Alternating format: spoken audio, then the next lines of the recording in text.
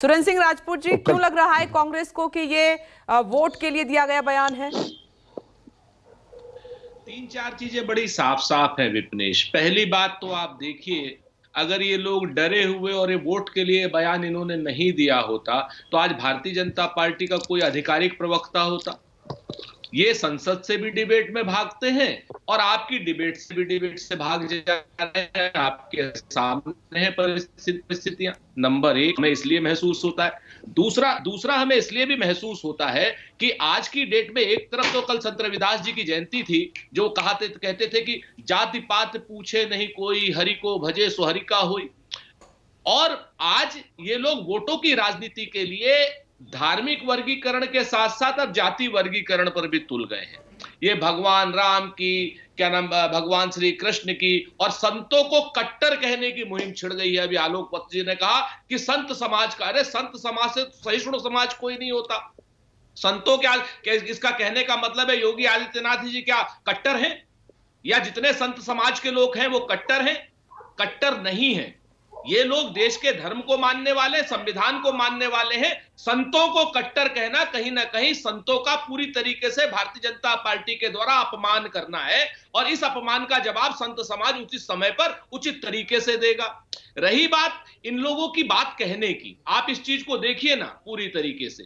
किस वक्त कह रहे हैं? जब भारतीय जनता पार्टी संसद से लेकर सड़क तक परेशानी में है।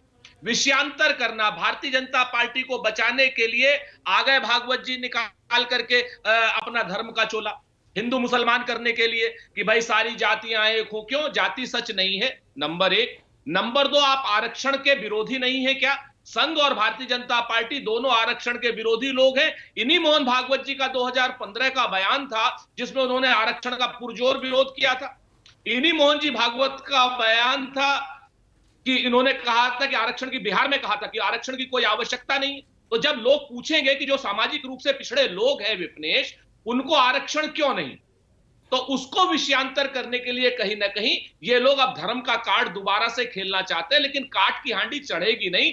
बेरोजगारी के मुद्दे पर आपको घेरा जाएगा, महंगाई के मुद्दे पर घेरा जाएगा, और धर्म के इस्तेमाल, कांग्रेस का क्या स्टैंड है? कांग्रेस का क्या स्टैंड है? रामचरितमानस पर जो विवाद बिहार से लेकर उत्तर प्रदेश तक छिड़ा हुआ है, और कह रहे हैं कि वो जो शब्द हैं जिन पर कुछ आपत्ति है विपक्ष को, वो हटने चाहिए। क्या कांग्रेस भी साथ है? हम बहुत स्पष्ट रूप से एक चीज जानते हैं कि सामाजिक मुद्दों का समाधान सामाजिक रूप से होना चाहिए। कोई भी कुरीति हो उसको खत्म होना चाहिए। कोई अगर गलत शब्द कहीं पर है उसको भी हटना चाहिए। कुरीतियां बिल्कुल हमारे समाज से मतलब आप आरजेडी और समाजवादी पार्टी के साथ हैं कि वो जो कह रहे हैं वो सही है, कांग्रेस भी साथ दे रही है? विपनेश, फिर से एक समस्या हो जाती है आप सब लोगों में, मीडिया के मित्रों में। अगर हम अपनी बात कह रहे हैं तो हम उनके साथ हो गए, नहीं कह रहे हैं तो हम इनके साथ हो गए। ये क्या बात हुई?